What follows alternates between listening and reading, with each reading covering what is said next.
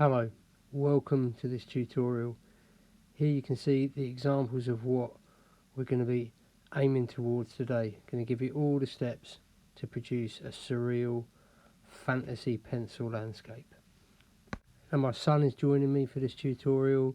His work's on the right there. He had no idea what we were doing. Good on him for having a go. Okay, we're going to start with a dot, a vanishing point if you like, somewhere near the centre of the page.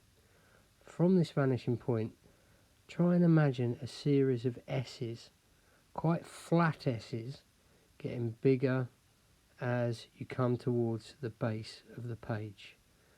Now, if it helps, it might be a good idea from your dot or your vanishing point to draw yourself two straight guidelines aiming towards the corner of your page, as I'm doing now. Okay, these will give you a guide for where to aim for with the bends or the curves in your S shapes. Okay, I'll just sketch them on there lightly so you can see what I mean. These are construction lines. At this stage, keep it nice and light.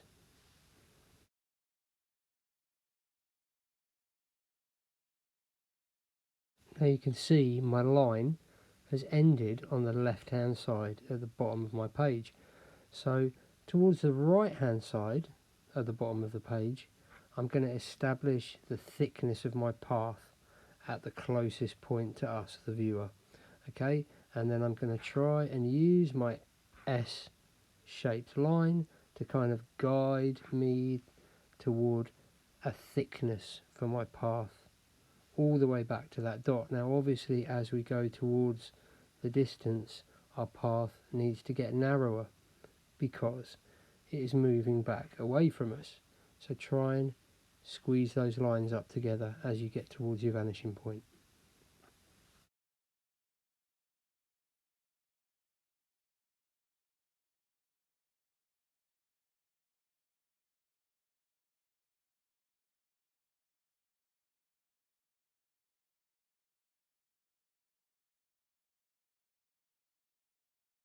Okay, moving on. Now because this is a kind of surreal fantasy type landscape, I'm going to try and make my path float. So on the outside edges of my curves, I'm going to draw a series of vertical lines. Obviously those vertical lines again need to get shorter as they get into the distance. Now, using the curve as a guide, I'm going to draw another very light guideline underneath it, and then a very jaggedy line along it, as if my path was kind of disintegrating or had parts of it dangling down underneath. Okay, again, please remember, as you move back towards that vanishing point, keep everything smaller as you go.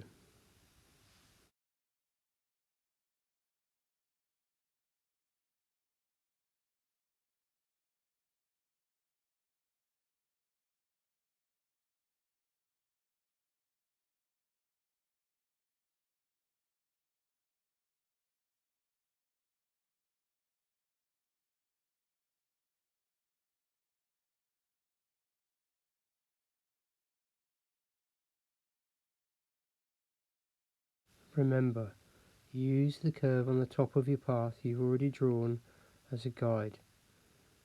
You want a guideline underneath it that is parallel, that moves along in the same direction, the same shape, as a guide for your jagged line.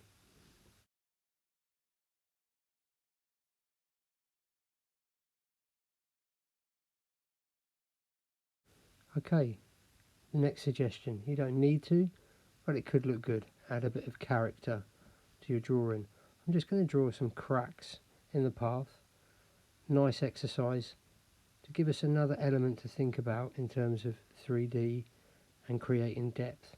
So I'm first putting the cracks on the top surface, and then I'm using those cracks to do some vertical lines coming down to show where the path is opening up on the edges. Okay, my next step, I'm measuring my page from top to bottom very roughly into thirds. Now on that lower third line is where I'm going to start my scene that is underneath my floating path. Now I'm choosing to do some mountains, so I'm going to start at my furthest point away, moving across the page along that line marked by about a third of the way up the page. I'm doing a series of mountain peaks. Moving forward in space, another layer of mountains. As we come forward, remember, these mountain peaks will need to get a little bigger.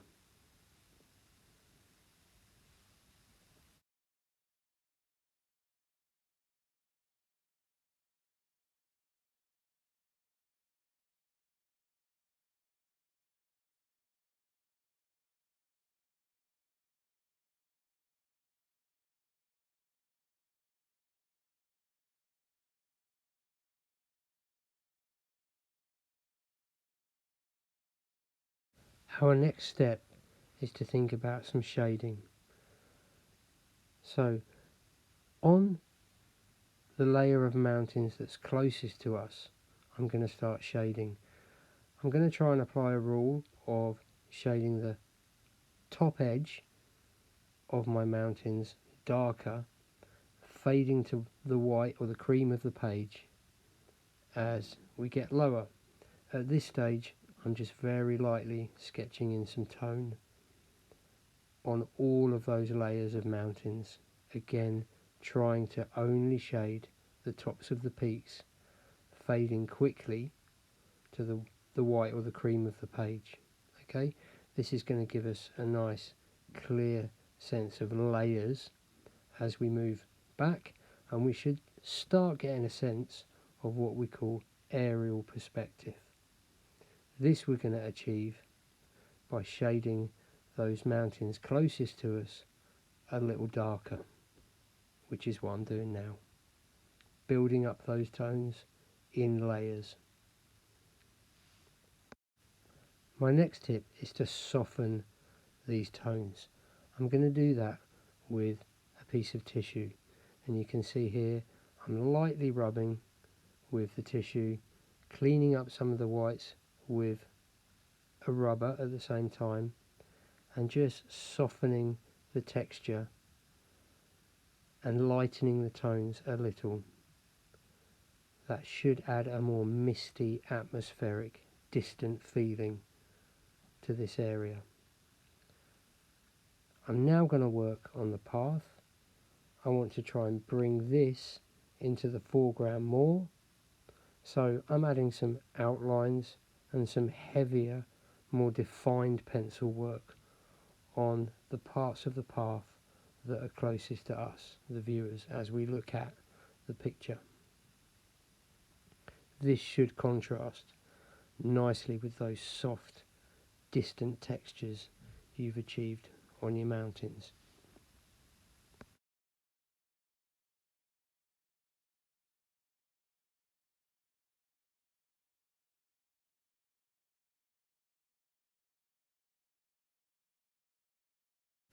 Our next step is to try and create some contrast and depth on the path itself. I'm going to leave the top surface of the path quite clean, white cream page. Okay? To bring up that contrast, I'm going to shade the jaggedy shape that kind of dangles down from the path. I'm going to try and make my shading a little darker where the tight curves are, the outside edge of those bends. Hopefully that should give me a little depth.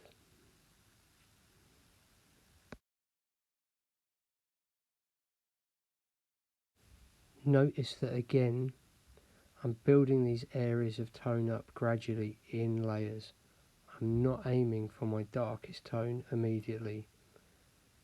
Shade in, go back over with multiple layers where you need them. you'll find you get much more control and better results this way.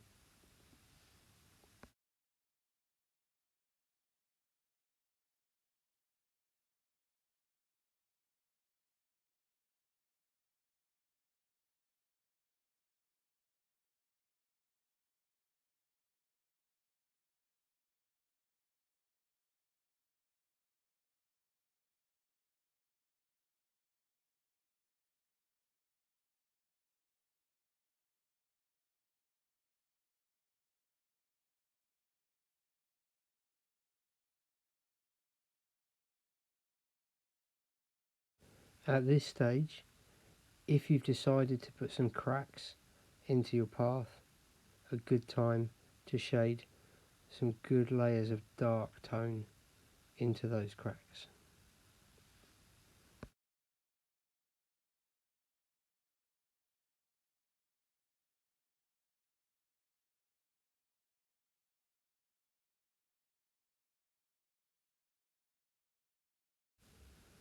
Just as before, with the layers of mountains receding into the distance, we need to think about lightening, softening the tones as we go back with our path as well. I'm moving on now to think about a surreal feature, fantasy feature I can have as a kind of focal point at the end of my path. What I've decided on is a big eye, and I'm going to use a classic surrealist technique where things are completely out of place, not where we would normally expect to find them, and also playing with scale. So I've decided to work with an eye, my son's decided to work with a mouth. So you've got two examples now that you could choose from. Of course, you could use your own ideas, your own elements. So with the eye, I started with a kind of donut for the pupil and the edge of the iris, a kind of almond shape that goes around that donut, and I'm marking on some highlights to hope to give me a more realistic effect once I've finished my shading. Notice that we both tried to fit these features into that kind of middle third. In terms of shading your eye, I find some radial shading where my iris colour gets lighter towards the pupil, and then almost like spokes in a wheel can help create some realism.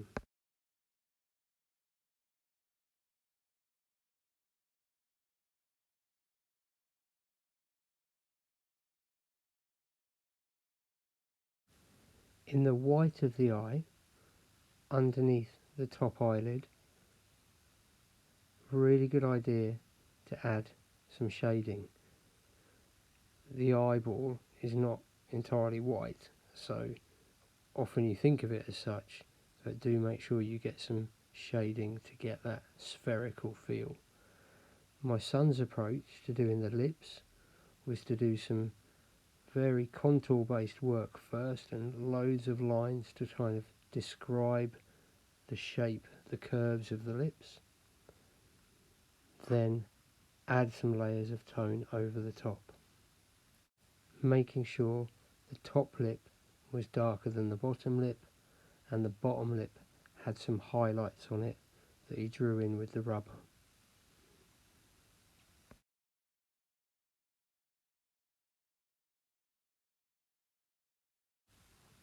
Please note that also we've decided to lean on a clean sheet of paper whilst we're shading, just to try and avoid smudging the work we've done up to this point.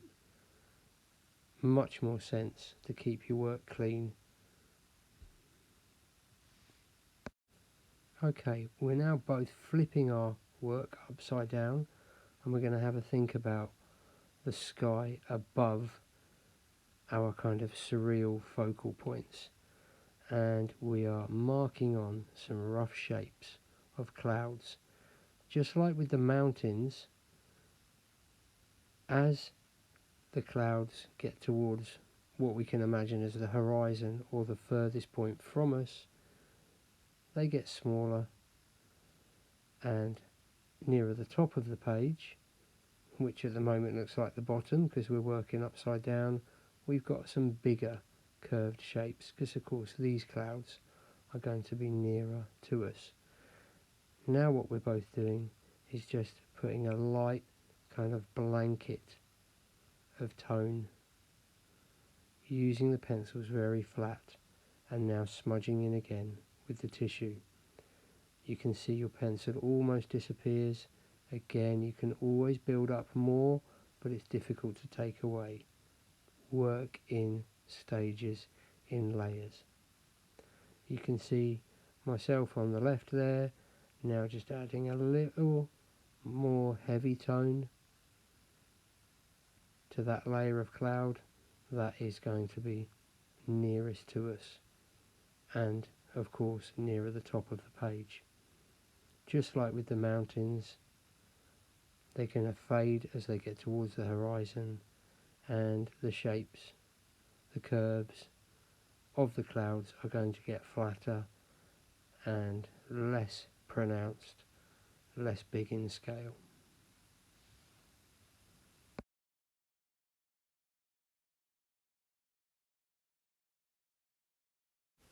Okay, I'm now returning back to my focal point, the eye.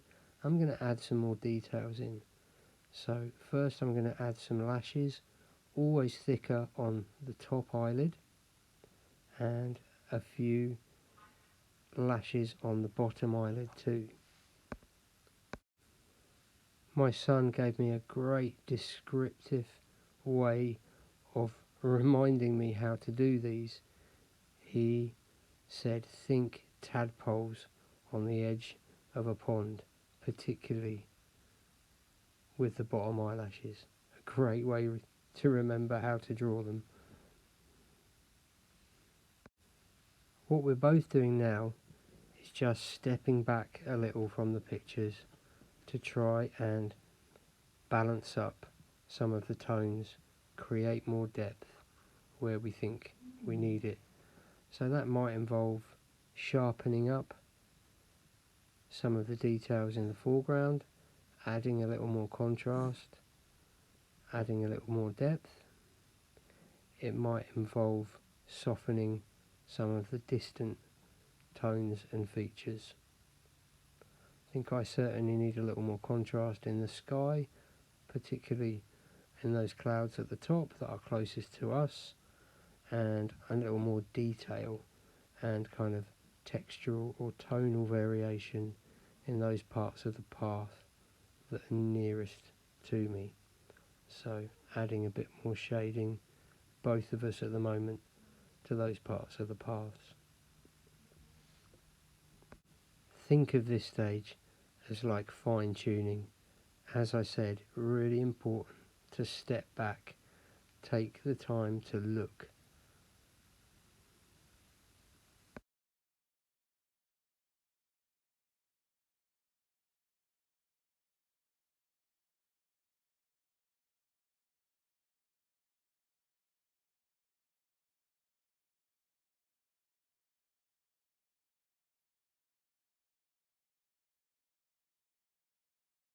Okay, I think we could both probably do more.